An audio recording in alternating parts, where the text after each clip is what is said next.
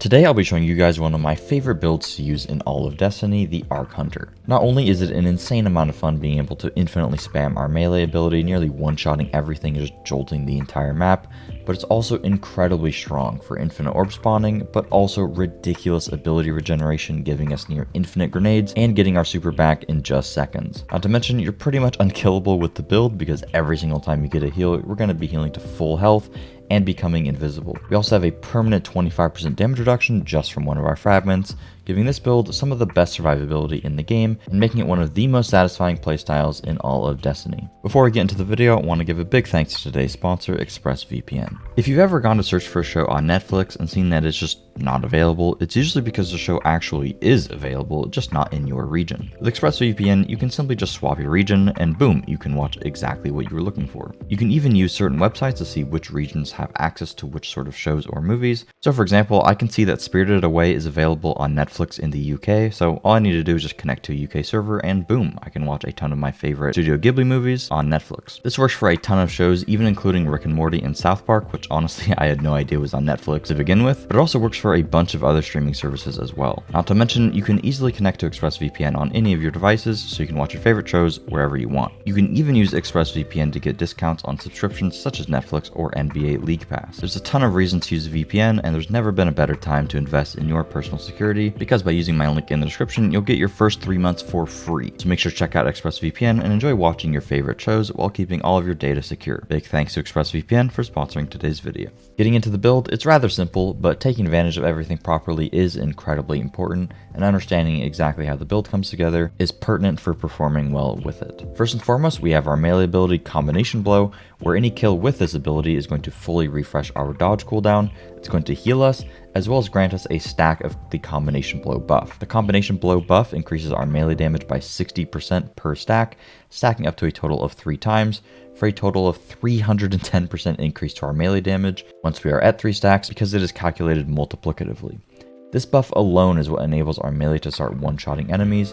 Pair this with our first aspect, Lethal Current, which makes our next melee after dodging immediately apply Jolt, as well as create a damaging aftershock, dealing a ton of extra damage. This gives our melee some much needed AoE capability, and makes it do a decent bit of extra damage. Because getting kills with Combination Blow fully refunds our class ability, we pretty much have this infinite loop of using our dodge to proc the Lethal Current buff, getting kill with our melee to refund the dodge, and the cycle continues, just going back and forth between dodge melee, dodge melee. Keep in mind that as long as you have the Combination Blow buff active, any melee that you perform will count as a powered melee, so even if the Combination Blow ability is technically on cooldown, you can still get kills with just a normal melee and have it count as a powered melee for orb spawning purposes.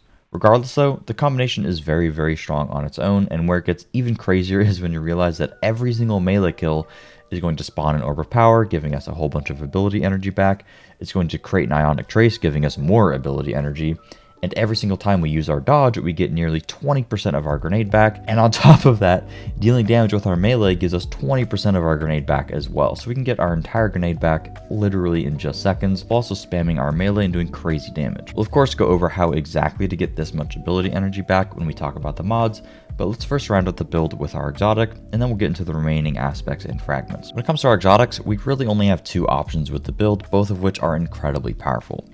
First, we have Assassin's Cowl, which is pretty much everybody's favorite, where every single time we get a melee kill, we're not only going to immediately heal to full health, but we're also going to gain invisibility for a decent duration, depending upon which type of enemy we killed. Gaining invisibility is a super nice touch, and the safety and security from this exotic is fantastic.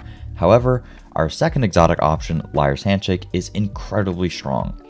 Liar's Handshake gives us the cross counter buff upon receiving or dealing melee damage, and this buff is going to give us a massive 200% increase to our melee damage for 3 seconds, enabling our melee to dish out some absolutely crazy damage. Unfortunately though, this buff gets reduced down to only 80% when paired with a 1-2 punch shotgun, but an 80% multiplicative damage buff is still very, very strong. Dealing any amount of melee damage while the cross counter buff is active will also heal you a pretty significant amount. Paired with the healing that we get from the Combination Blow melee by default, and the Orb of Power mod recuperation, we can full heal after every single melee kill, while also benefiting from the extra damage bonus. It is for this reason that I personally prefer Liar's Handshake, especially because until you get all 3 stacks of your combination blow stacked up in combat, your melee ability is going to deal very little damage, making it a little difficult to get those initial kills. So having Liar's Handshake helps out a ton with those initial few kills, and it's going to enable you to one-shot enemies that you otherwise wouldn't be able to one-shot while using Assassin's Cowl. Additionally, it means that you don't necessarily have to use a 1-2 punch shotgun, so your primary slot can be freed up for whatever your favorite weapon is. I think both exotics are very strong, and certainly think that Assassin's Cowl is fantastic for higher end content, while I would generally recommend Liar's Handshake for pretty much everything else, but of course feel free to use whatever you prefer. Now let's round up the build with our aspects, fragments, and mods. Taking a look at the rest of our aspects and fragments, obviously we already talked about lethal current. One thing I didn't mention so far is that anytime we damage a jolted target with our melee attack, it's also going to blind them, which is very, very good for just overall survivability with the build, just blinding anything that you happen to melee. This pairs perfectly with our next aspect, flow state. This doesn't give us anything inherently super strong with the build, but it's basically going to give us 100% uptime on Amplify, because anytime we defeat a jolted target, we're going to become amplified. Amplify does a lot of stuff, as you can see on screen. The main thing that we care about here is just the extra mobility and the damage reduction while sprinting and also while dodging. Mainly just going to be using this for the fragment slots, and Tempest Strike is just completely worthless with the build. Our fragments are really where this build gets incredibly strong. We have Spark of Resistance, which is going to give us a massive 25% damage reduction anytime we are near 3 or more targets, so this is incredibly powerful for just extra survivability. Next we have Spark of Shock, so our grenades are automatically going to apply Jolt.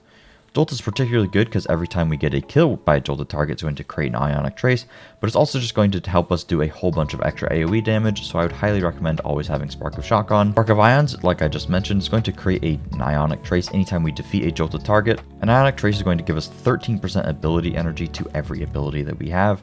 However, this does have a 10-second internal cooldown, so we can't proc this like crazy, but it is still very powerful.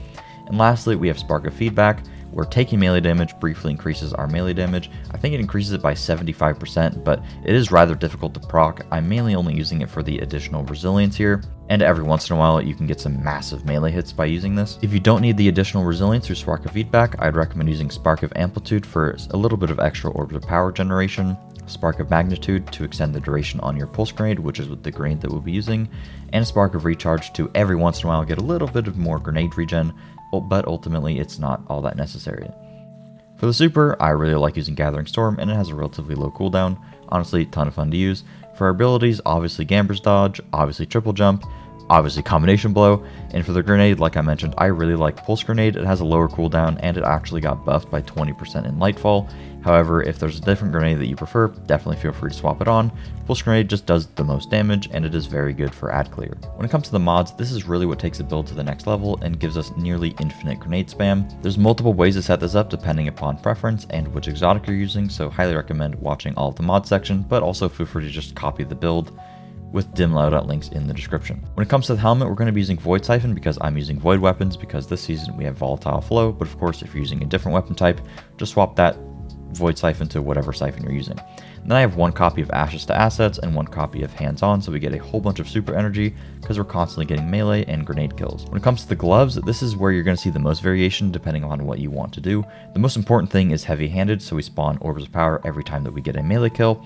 And the next thing that I have on is Impact Induction, which gives us 20% of our grenade back every time that we deal damage with a melee. However, it is on a 7-second internal cooldown, and if you feel like you're getting your grenade back already and you actually just want to spawn even more orbs, Firepower is fantastic for more orb generation as well. Then of course you can see I have a grenade kickstart on, which gives me a whole bunch of grenade energy back immediately after throwing my grenade.